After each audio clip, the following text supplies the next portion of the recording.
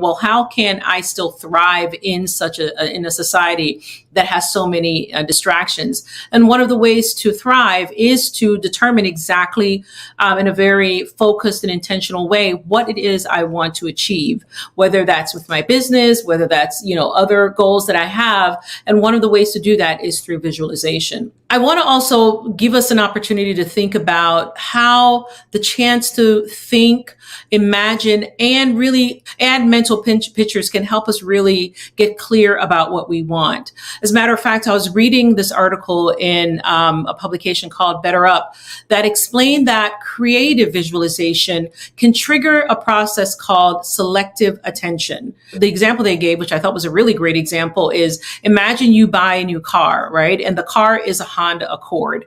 All of a sudden, you start to see other Honda Accords on the road. You never noticed Honda Accords before. You're seeing them, the various styles, the different colors, the different ages of those various Honda Accords, because again, you've triggered that selective attention. That's what visualization can do for you. It basically can help you really give selective attention to what you want to achieve.